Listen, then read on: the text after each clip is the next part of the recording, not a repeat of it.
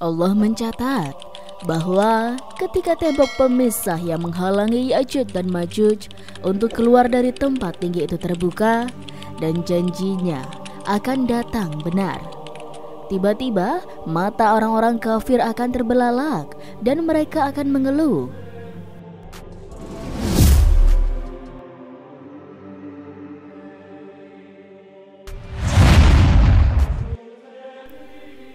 Assalamualaikum warahmatullahi wabarakatuh. Apakah benar lokasi ini adalah kotanya Ya'juj dan Ma'juj? Masih ada banyak wilayah di dunia yang belum pernah dijelajahi oleh manusia. Hal ini disebabkan karena peralatan modern yang ada saat ini masih dianggap kurang canggih. Sampai saat ini, manusia hanya mampu menjelajahi bagian daratan bumi dan sebagian lautan. Namun, bagaimana dengan bagian dalam bumi? Apakah ada kehidupan di sana? Sebagian orang percaya pada teori bumi berongga dan meyakini adanya sebuah kaum yang hidup di dalam perut bumi, yaitu Ya'juj dan Ma'juj. Dalam beberapa video sebelumnya, sering kita bahas mengenai Ya'juj dan Ma'juj, sebuah bangsa yang sangat kejam dan tak terkalahkan oleh siapapun kecuali umat Islam di akhir zaman. Dengan senjata terhebat mereka, yaitu doa. Allah Subhanahu wa Ta'ala telah memperingatkan kita tentang bahayanya makhluk ini. Allah Subhanahu wa Ta'ala telah berfirman, yang artinya Allah mencatat bahwa ketika tembok pemisah yang menghalangi Ya'juj dan Ma'juj untuk keluar dari tempat tinggi itu terbuka dan janjinya akan datang benar, tiba-tiba mata orang-orang kafir akan terbelalak dan mereka akan mengeluh. Aduhai, celakalah kami. Sesungguhnya kami adalah dalam kelalaian tentang ini. Bahkan kami adalah orang-orang zalim. Quran Surat Al-Anbiya ayat 97. Dalam ayat ini, Allah Subhanahu wa Ta'ala memberikan isyarat bahwa Ya'juj dan Ma'juj akan keluar dari tempat tinggi dengan sangat cepat. Pertanyaannya sobat, di manakah tempat tersebut? Maka kali ini Rizky akan merangkum setidaknya ada 3 tempat yang diduga menjadi tempat keluarnya Ya'juj dan Ma'juj. Untuk itu, mari kita bahas tentang misteri kaum yang hidup di perut bumi. Teori Hollow Earth dan bangsa Agartha. Sobat pernah mendengar tentang teori bumi berongga atau Hollow Earth?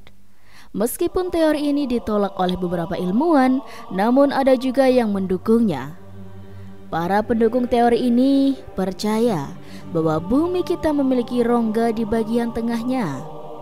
Mereka mengatakan bahwa bumi tidak berongga, tetapi memiliki lubang-lubang besar yang cukup dalam di mana makhluk hidup bisa tinggal di sana. Beberapa ilmuwan zaman dahulu seperti Edmund Halley dan John Clevesim Jr. mendukung teori Hollow Earth ini. Di abad ke-21, para ilmuwan mendukung teori seni berlubang mencoba melakukan penelitian. Penelitian tersebut difokuskan di daerah Kutub Utara, karena teman-teman di sana kompas mereka bertingkah aneh ketika mendekati Kutub Utara.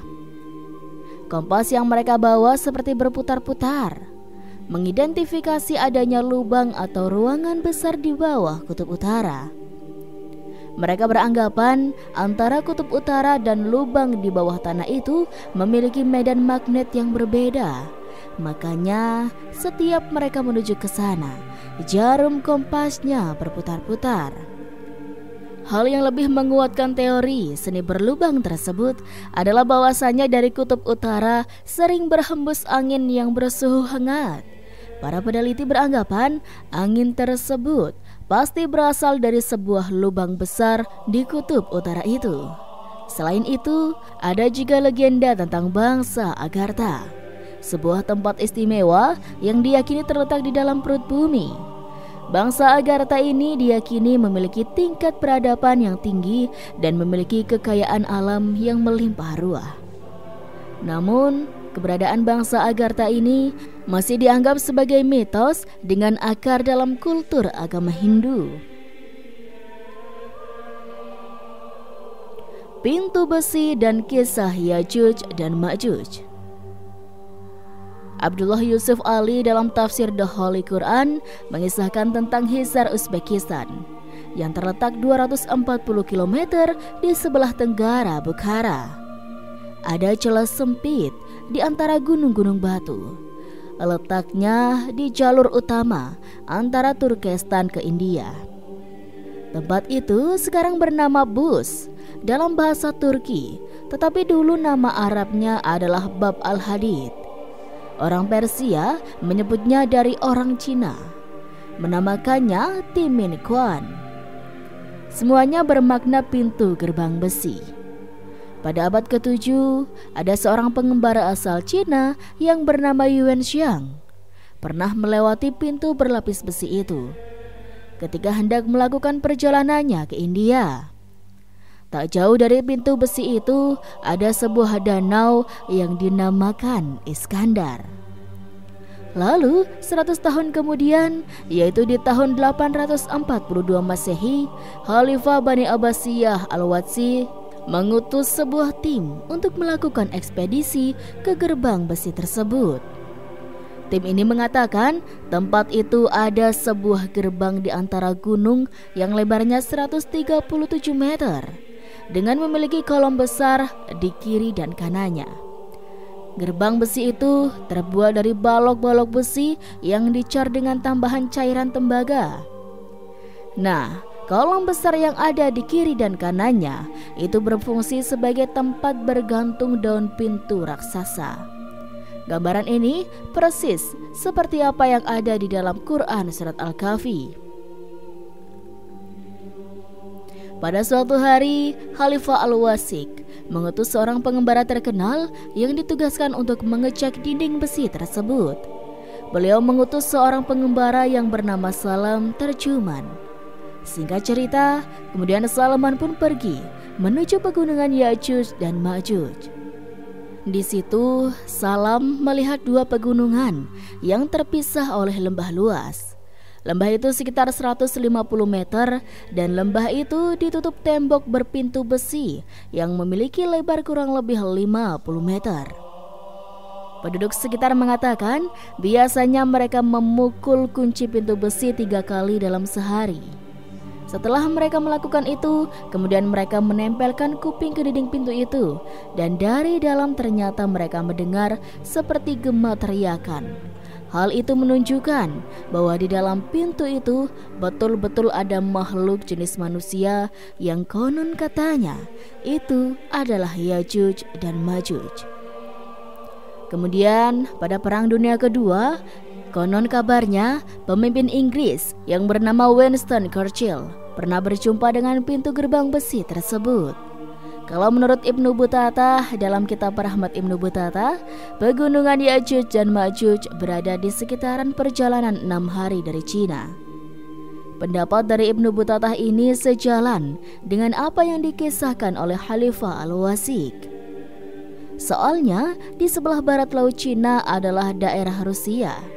Apapun tentang keberadaan dinding penutup itu, katanya dinding itu memang terbukti ada sampai sekarang di Azerbaijan dan Armenia. Tepatnya ada sebuah pegunungan yang sangat tinggi dan keras. Dinding itu berdiri tegak seolah-olah diapit oleh 2 buah tembok yang sangat tinggi. Tempat tersebut tercantum pada peta-peta Islam ataupun peta Rusia. Letaknya di Republik Georgia.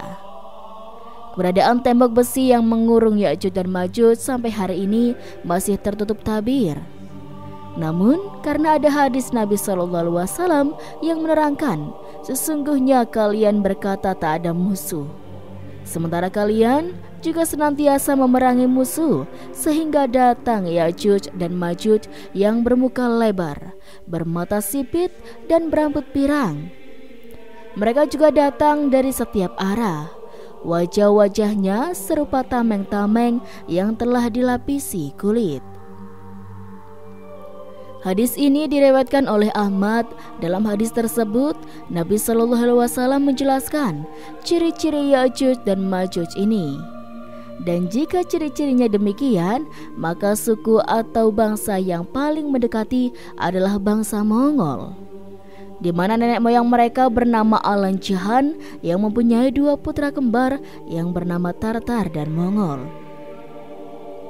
Di samping itu, banyak sejarawan Muslim yang juga mengaitkan ciri-ciri Ya'juj dan Ma'juj itu adalah bangsa Cina. Makanya ada sebuah buku yang ditulis oleh Syekh Hamdi bin Hamzah yang berjudul Munculnya Ya'juj dan Ma'juj di Asia. Singkatnya, buku tersebut menjelaskan bahwasanya tembok besar Cina adalah bangunan yang dibuat oleh Zulkarnain.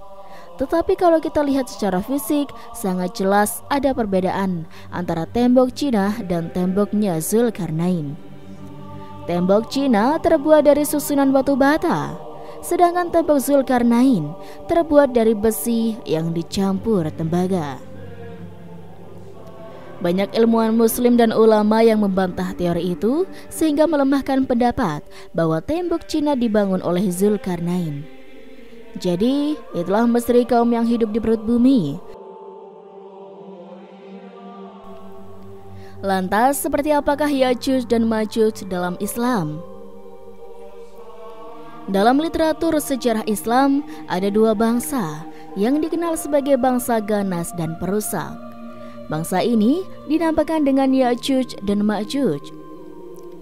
Dalam Al-Quran, 2 kata ini disebut sebanyak 2 kali, yaitu dalam Quran Surat Al-Kahfi ayat 94 dan Quran Surat Al-Anbiya ayat 96.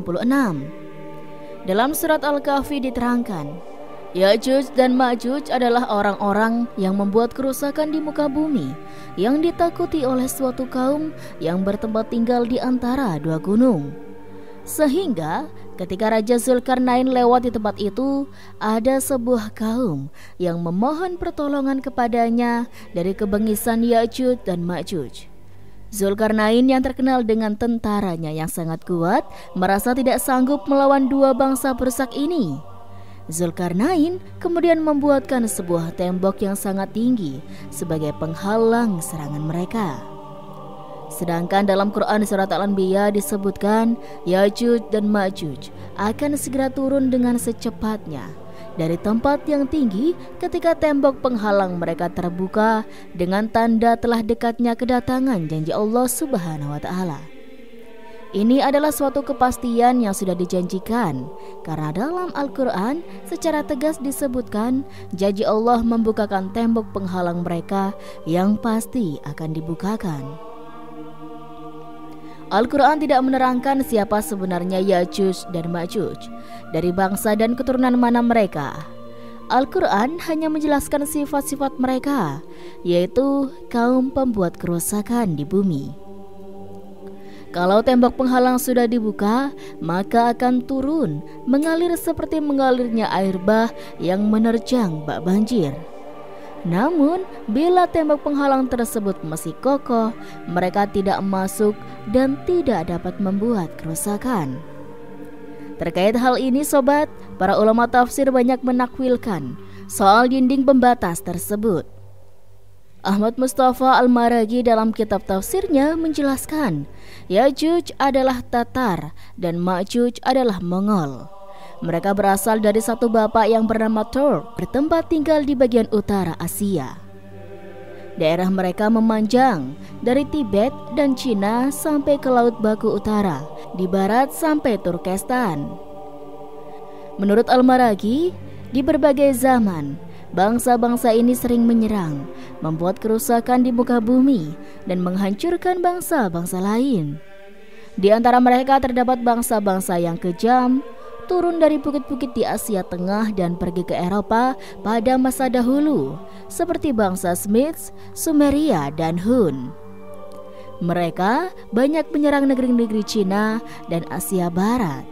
Salah satu pemimpin besarnya bernama Temujin, yang dijuluki dengan nama Genghis Khan atau bahasa Mongol adalah Raja Alam, hidup pada 1167 sampai 1227.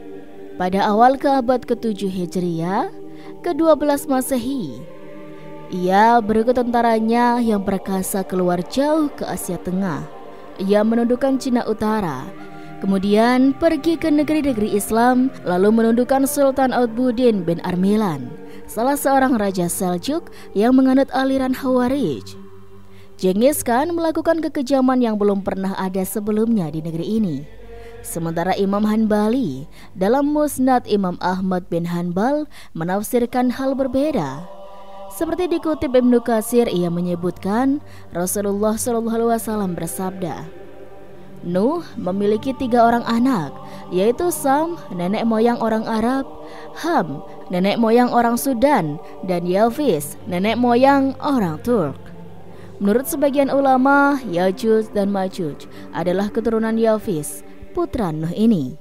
Demikian juga dengan pendapat An-Nasafi, seorang ahli fikih, usul fikih, dan tafsir yang bermazhab Hanafi dan wafat 710 Hijriah atau 1310 Masehi. Ia lebih merinci lagi bahwa Yajuj berasal dari suku Turk, sedangkan Majuj berasal dari suku Jail, serta Dailam keturunan Yafis yang membuat kerusakan di muka bumi. Mereka tidak mati dan masing-masing memiliki 1000 keturunan yang dilengkapi dengan senjata. Ulama Indonesia Buya Hamka juga memberikan penafsiran tentang Yajuj dan Majuj ini. Menurut Buya Hamka, Yajuj dan Majuj adalah segala gerak yang telah dan hendak merusak dunia. Karena itu, baik diri, keluarga, maupun negara serta bangsa wajib membuat tirai besi sebagai benteng agar Yajuj dan Majuj tidak masuk. Menurutnya, mungkin Yajuj dan Majuj dapat ditafsirkan sebagai pikiran jahat, maksud buruk, dan ideologi yang menyesatkan yang dianut sebagian manusia. Manusia yang menganutnya dengan kelicikan jahatnya bisa mempergunakan manusia sesamanya menjadi alat untuk merusak bumi. Sebab itu, pikiran yang baik, cita-cita yang mulia, dan ideologi yang sehat harus ditanamkan dengan teguh pada setiap diri, keluarga, dan negara serta bangsa untuk membentengi Yajuj dan Majuj. Namun pendapat yang paling kuat adalah mengatakan bahwa Yajuj dan Majuj adalah suatu kaum dari keturunan Adam alaihissalam, seperti riwayat Abnu bin Hamid melalui sanad sahih dari Abdullah bin Salam. Rasulullah SAW bersabda, sesungguhnya Yajuj dan Majuj ini dari keturunan Adam. Di belakang mereka ada 3 umat. Tidaklah seorang dari mereka mati, melainkan meninggalkan lebih 1000 keturunan. Imam Al-Ulusi menambahkan, Yajuj dan Majuj ini bangsa yang memiliki umur panjang. Wallahu a'lam. Dan itulah sobat sedikit kisah kali ini, kurang lebihnya Rizky mohon maaf. Sampai jumpa lagi di cerita berikutnya ya sobat. Sekian dari Rizky. Wassalamualaikum warahmatullahi wabarakatuh.